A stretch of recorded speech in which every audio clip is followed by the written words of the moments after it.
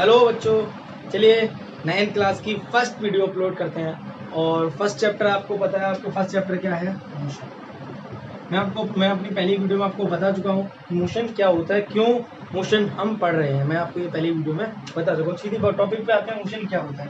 तो देखिए, कोई भी चीज़ अगर आपको मूव करती हुई नजर आती है तो आप क्या देखते हो? वो मोशन है। बट ये कहना गलत होगा कि कोई भी चीज़ अगर मूव करे तो वो मोशन में है। रीज़न ये आप एकदम एग्जैक्ट नहीं बता रहे, क्योंकि मोशन खुद में ही मैं पूछ रहा हूँ मूवमेंट क्या होता है। मूवमेंट क्या होता है आपको अगर कोई मूव करे तो मूवमेंट बताने का तरीका थोड़ा अलग होना चाहिए। तो अगर मैं देखने के नज़रिए से बोलूँ तो देखने के नज़रिए से अगर कोई भी बॉडी, कोई भी चीज़ अपनी पोजीशन को अगर चेंज कर रही है तो फिर वो मोशन में है। क्या बोला मैंने? कोई भी बॉडी अगर अपनी पोजीशन को चेंज कर रही है तो वो किसमें है? मोशन में। जैसे मैं यहाँ खड़ा हुआ हूँ तो मैं भी यहाँ हूँ और मैं अपनी पोजीशन चेंज ना करूँ तो मैं मोशन में नहीं हूँ। और मैं अपनी पोजीशन चेंज करके इधर आ गया तो मेरी पोजीशन वहाँ थी और यहाँ से मैं यहाँ आ गया। तो ये क्या हुआ? डिफरेंस हुआ। तो इसको हम बोलते हैं पोजीशन चेंज करना। पोजीशन चेंज की इसका मतलब मूवमेंट की। पोजीशन चेंज नहीं की तो मूवमेंट नहीं। इतनी बात आपके समझ में आई? तो मोशन क्या हो गया कि if a body changes its position.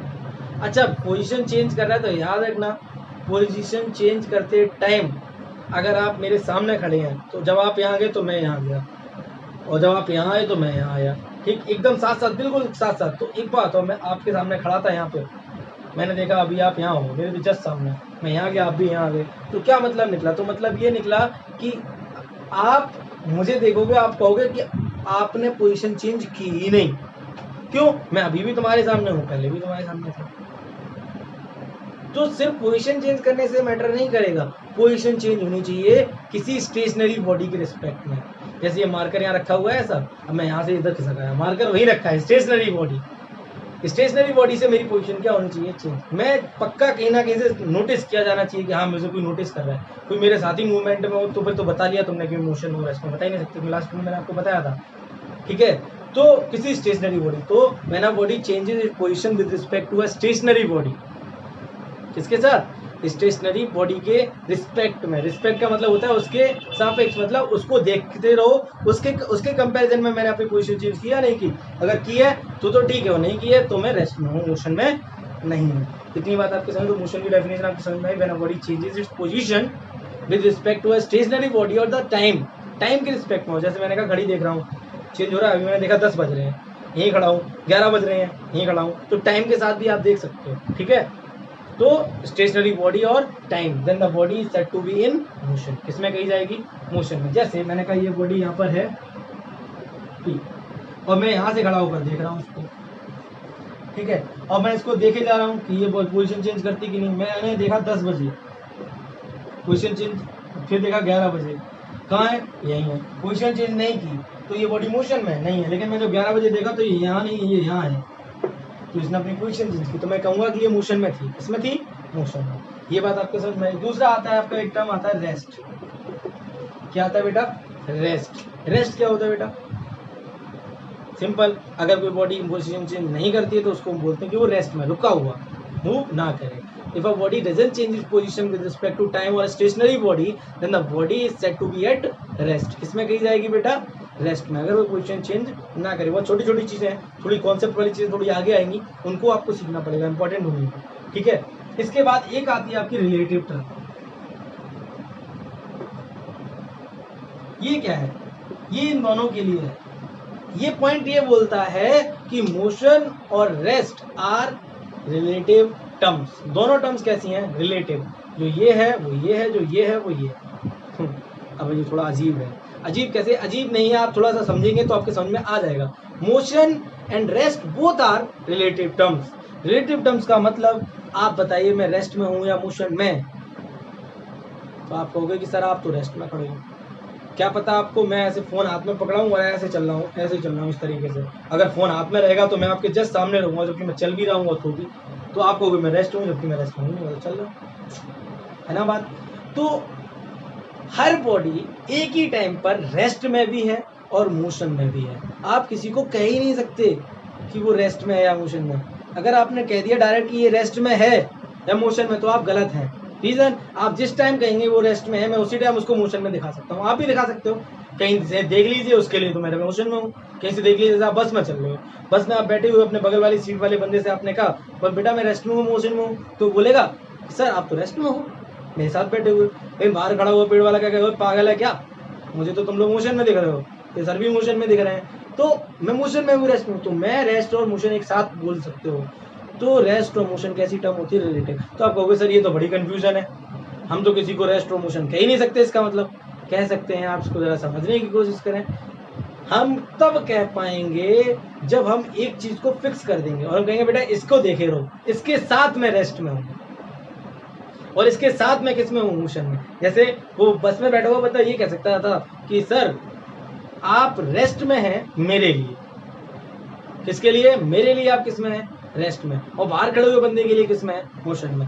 ये जो के लिए होता है इसको बोलते हैं respect, you are at rest with respect to me, मेरे रिस्पेक्ट में आप रेस्ट में हैं, and you are in motion with respect to that person, उस पर्सन के रिस्पेक्ट में आप मोशन में है, तो यहाँ रिस्पेक्ट लगाएंगे। और जिस चीज के रिस्पेक्ट में है उसको हम कहते हैं रेफरेंस पॉइंट। क्या बोलते हैं बेटा, ये टर्म्स आपके लिए बिल्कुल नहीं होंगी। रेफरेंस पॉइंट कौन, ये वो बंदा है जो बताएगा कि मोशन में है या रेस्ट में। जैसे मैं रेस्ट में हूँ मोशन में, तो हमने कहा वो वहां पर कोई खड़ा हुआ है उसके उससे पूछो, उसी के रिस्पेक्ट में खड़ा हुआ था, उसी के रिस्पेक्ट में भाग भी रहा हूँ, तो वो बोलने वाला होगा कि मैं रेस्ट में मोशन में, तो बोलता है मोशन में तो मैं मोशन, वो बोलता है रेस्ट में तो मैं रेस्ट में, क्योंकि वो रुका हुआ है, तो वो रेफरेंस पॉइंट हो गया। पॉइंट का मतलब कोई पॉइंट नहीं होता, कोई भी चीज पॉइंट हो सकती है। एक पेड़ क्या हो सकता है, रेफरेंस पॉइंट हो सकता है। मैं पेड़ के सामने खड़ा हूँ, ठीक, अब आप पेड़ के रिस्पेक्ट में मुझे तक रहे हो, पेड़ के पास खड़ा हूँ, ये इतने ही पास खड़ा हूँ 1 मीटर पे, तो मैं रेस्ट में, मैं 2 मीटर हो गया, तो इसमें मैं किस में हो गया, मोशन में हो गया, क्योंकि ट्री के रिस्पेक्ट में मैंने अपनी पोजीशन चेंज कर दी। उम्मीद है तीनों टर्म आपके समझ में आ गई होगी, मोशन, रेस्ट और रिलेटिव टर्म्स है दोनों, और रेफरेंस पॉइंट क्या होता है, इतनी बात आपको समझ में आई, ठीक। अच्छा, मोशन आपके कितने टाइप्स के होते हैं, मोशन आपके होते हैं मेनली 4 टाइप्स के, लेकिन अगर आपको सारे टाइप के पढ़ने नहीं है, आपको मेनली 2 टाइप के मोशन पढ़ने हैं।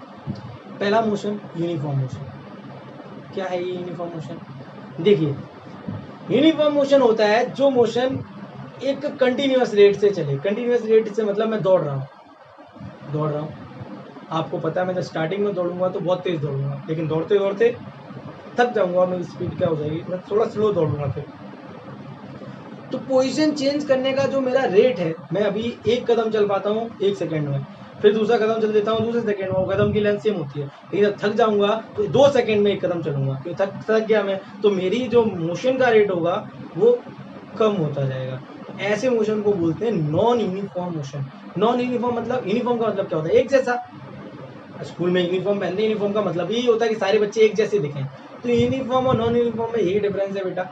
नॉन यूनिफॉर्म मतलब बदला हुआ, एक जैसा ना रहे, और यूनिफॉर्म का मतलब सेम चले, एक जैसा चले। ये सब में लगेगा, जब मैंने बोल जिसके भी आगे में लगा दूं यूनिफॉर्म, आप समझ लें मतलब एक जैसा चले, एक जैसा एक जैसा एक जैसा। मैं कहूँ नॉन यूनिफॉर्म, एक जैसा नहीं चलेगा, कभी कम है कभी ज़्यादा, कभी कम कभी ज़्यादा, या अभी ज़्यादा ज़्यादा ज़्यादा सेम सेम सेम सेम, कम हो गया ज़्यादा हो गया, नॉन यूनिफॉर्म। तो मोशन आप समझिए, if a body changes its position with respect to time similarly as usual, that means वो यूनिफॉर्म हो गया, और अगर वो ऐसा नहीं करता तो नॉन यूनिफॉर्म हो गया। इतनी बात समझ में आई।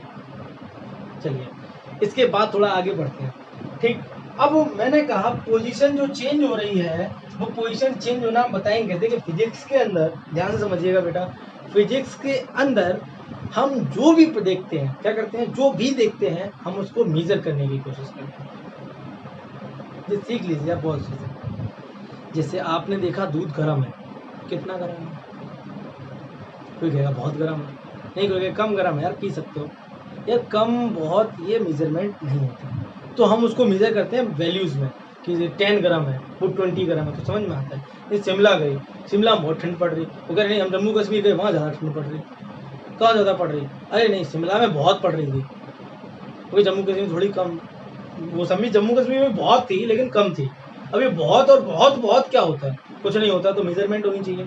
तो हमने टेम्परेचर बनाया, ठीक, इतना इतना डिग्री सेल्सियस वहाँ था, इतना डिग्री सेल्सियस यहाँ, हर चीज़ की मेजरमेंट कर रखी है फिजिक्स ने, ताकि हम चीज़ों को कंपेयर कर पाए, तमीज़ से समझ पाए चीज़ों को कि कैसे कौन ज़्यादा है कौन कम। जैसे मैंने कहा पहले ज़माने में चलता था कि उन्होंने कहा कि पड़ोसी आए मुझे चीनी दे दो भाई, तो आपने 1 कटोरी चीनी दे दी, तो भाई वो अगली बार भी 1 कटोरी चीनी लेके आपको वापस कर देता था। तो वहाँ भी मेजरमेंट चलती थी, लेकिन अब वहाँ मेजरमेंट चलती थी 1 कटोरी, 2 कटोरी, 3 कटोरी, ठीक। यहाँ क्या चलता है, आप सीधा सीधा किलोग्राम चलता है, मेजरमेंट हम करते आ रहे बहुत पहले से। अच्छा, फिजिक्स के अंदर कुछ चीज़ें मेजरमेंट करने लायक होती हैं, कुछ चीज़ें मेजर करने लायक नहीं होती। जो चीज़ें मेजर करने लायक होती हैं उनको बोलते हैं फिजिकल क्वांटिटीज़।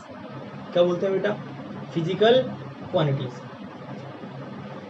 ध्यान से समझ लीजिए, थोड़ा आपके लिए अच्छा हो जाएगा।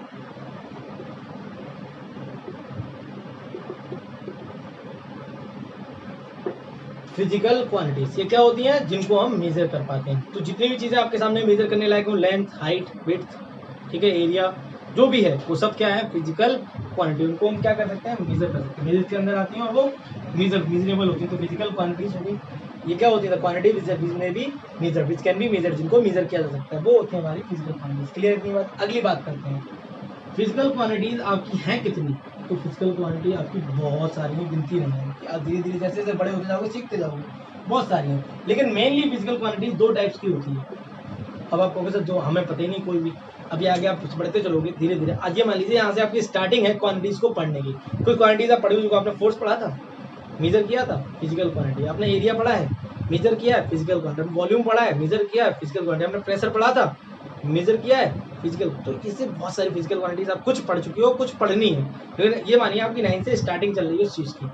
लेकिन उन सारी फिजिकल क्वांटिटी में से मेनली हमने दो कैटेगरीज बनाई है। एक कैटेगरी होती है स्केलर की, स्केलर्स, और एक होती है वेक्टर क्वांटिटीज।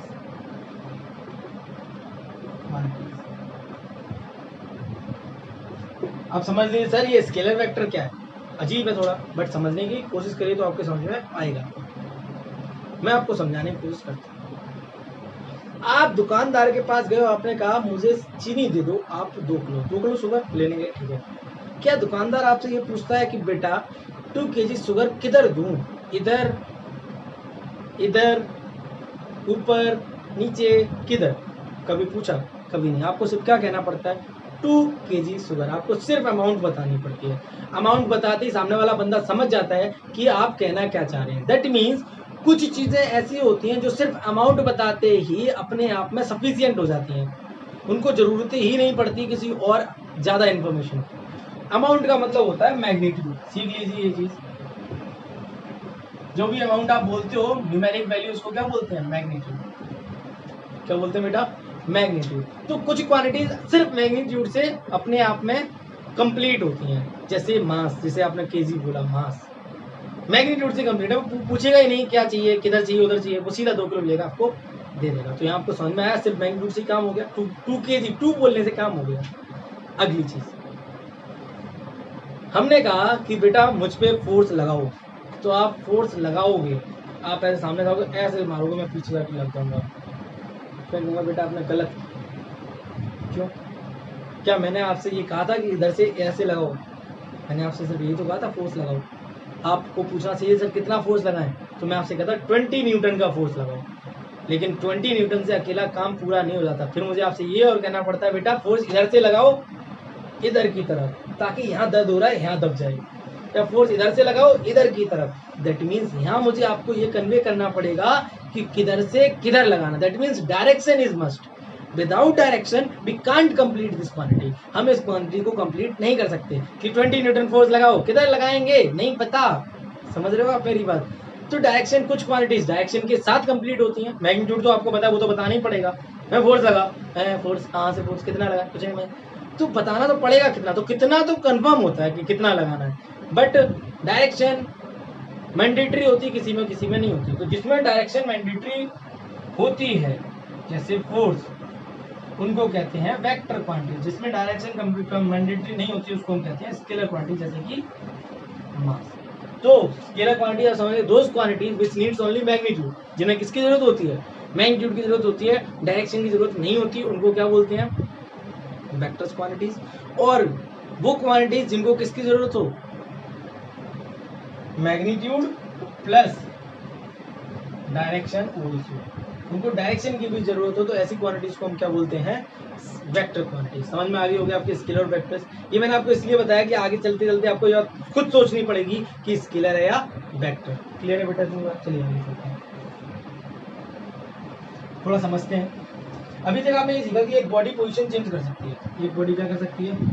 ये रोहित है, ये यहाँ पर था, ये यहाँ से कहाँ पहुँच गया, यहाँ। इसने क्या की पोजीशन चेंज, इसने यहाँ से लेके यहाँ तक क्या कर दी पोजीशन चेंज। तो मैंने आपसे कहा मेजरमेंट तो आपको करना ही पड़ेगा। मैंने कहा ये रोहित है, ये हर्षित है, वो यहाँ था सेम पोजीशन पे, वो यहाँ पहुँच गया,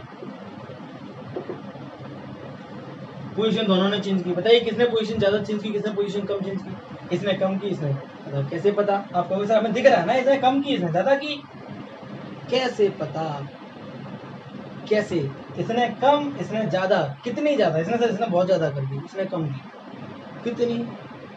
ये नीड मेजरमेंट, हमें किसकी जरूरत पड़ेगी, मेजरमेंट। तो मेजरमेंट करने के लिए हम यहाँ से लेकर यहाँ तक का लेंथ मेजर करेंगे। क्या मेजर करेंगे बेटा, और यहाँ से लेकर यहाँ तक का लेंथ मेजर करेंगे, ठीक।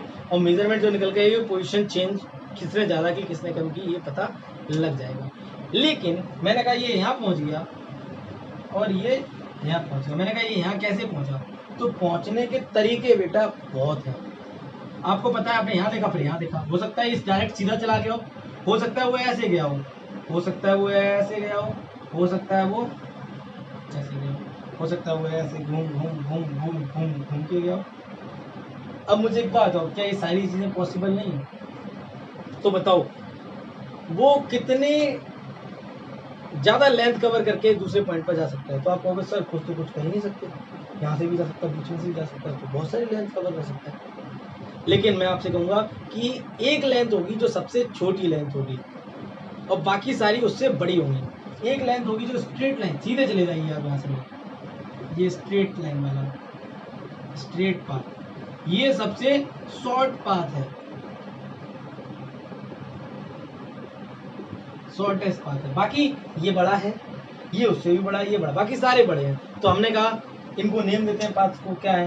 तो मैंने कहा ये अकेला है और बाकी सब एक जैसे हैं, सब बड़े हैं, और ये छोटा है, सबसे छोटा, ये छोटा, ये भी इससे छोटा है, लेकिन ये सबसे छोटा है। तो सबसे छोटे वाले पाथ को हम बोलते हैं डिस्प्लेसमेंट। क्या बोलते हैं बेटा, डिस्प्लेसमेंट। एक बॉडी पोजीशन चेंज करती है, तो पोजीशन चेंज करने के बाद वो एक पोजीशन से दूसरी पोजीशन में सबसे कम डिस्टेंस या सबसे छोटा पाथ कवर करके जब पहुंचती है, तो उस छोटे पाथ को हम बोलते हैं डिस्प्लेसमेंट। अब बड़े वाले को क्या बोलेंगे इसको, तो उससे बड़ा नाम रखो, है ना, उससे बड़ा पिंकू, उससे बड़ा टिंकू, उससे बड़ा चिंकू, उससे बड़ा मिंकू। चार ही है क्या? आप कहोगे नहीं सर, यहाँ से भी हो सकता है, टिंकू, हिंकू, बिंकू, रखते रहिए नाम, याद भी नहीं रख सकते। तो इनकी कोई काउंटिंग नहीं है कि बड़े कितने हो सकते हैं, बड़े तो बहुत सारे हो सकते हैं। तो इन सबको हमने एक नाम दिया, इसको हम कहते हैं डिस्टेंस। क्या कहते हैं बेटा, डिस्टेंस। सबसे छोटे वाले का एक नाम दिया और बाकी बड़ों को सबको एक ही नाम दे दिया, बस, क्या, डिस्टेंस।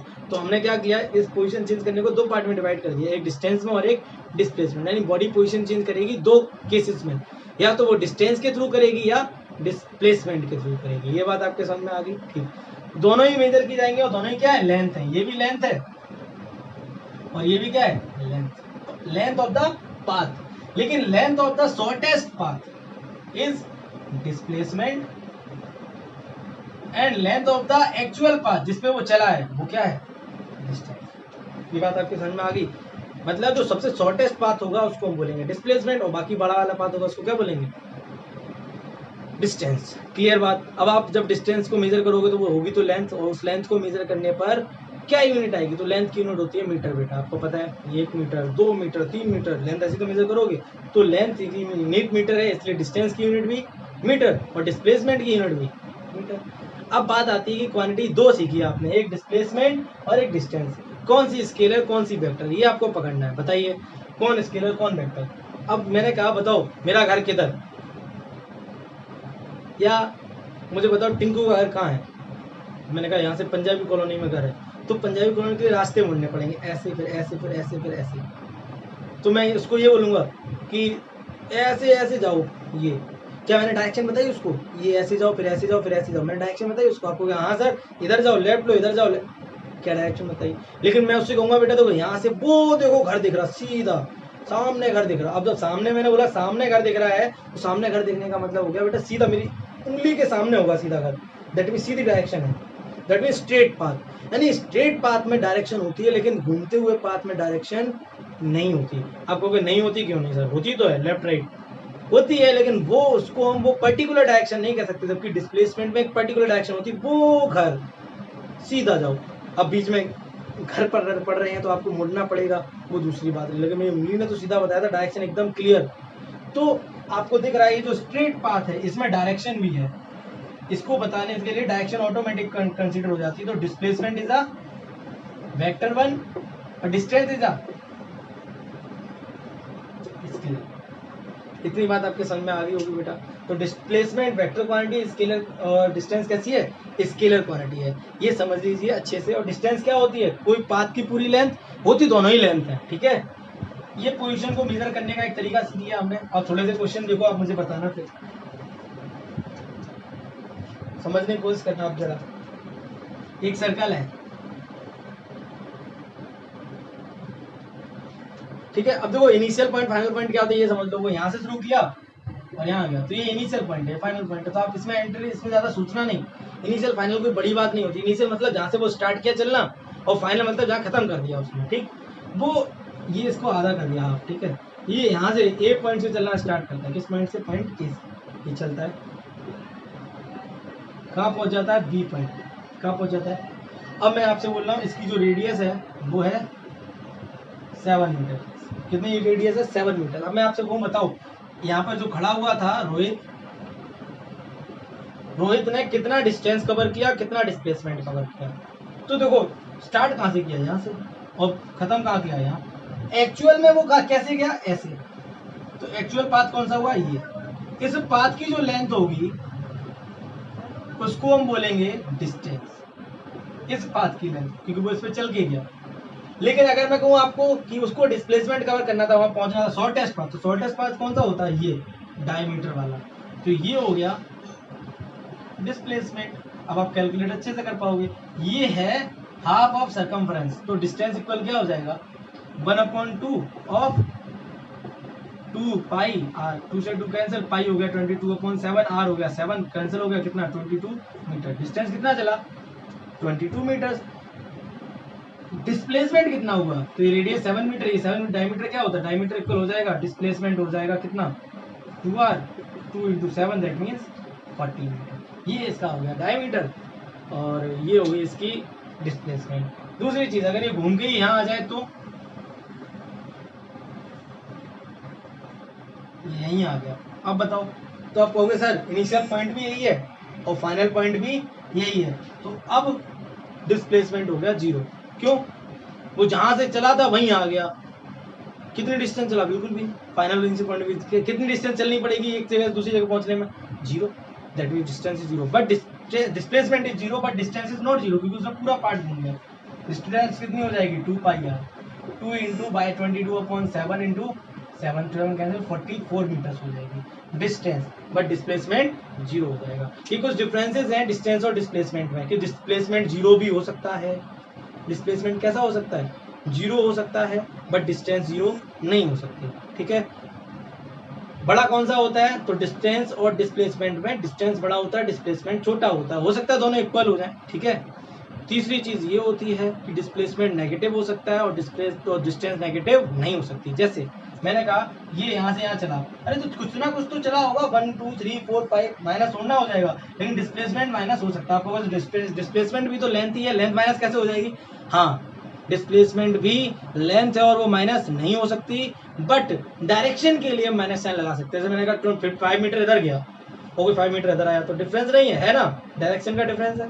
तो इधर वाला 5 मीटर अगर पॉजिटिव लेंगे तो इधर वाला 5 मीटर कैसा ले लेंगे? नेगेटिव। यानी नेगेटिव साइन लगा होगा, लेकिन नेगेटिव साइन का मतलब नेगेटिव नहीं होगा, नेगेटिव साइन का मतलब होगा अपोजिट डायरेक्शन, बस और कुछ भी नहीं। जैसे ये यहाँ से चला इधर गया भी, तो ये एक डिस्प्लेसमेंट है 5 मीटर का, और कोई इधर से इधर आया 5 मीटर, तो डिस्प्लेसमेंट जैसा है क्या? नहीं है। इधर से इधर गया 5 मीटर तो ये पॉजिटिव, इधर से इधर गया 5 मीटर तो नेगेटिव। क्यों लगा रहे पॉजिटिव नेगेटिव? सिर्फ ये बताने के लिए कि कोई इधर जा रहा है, कोई इधर जा रहा है, डायरेक्शन अलग है, क्योंकि क्वांटिटी डायरेक्शन वाली है।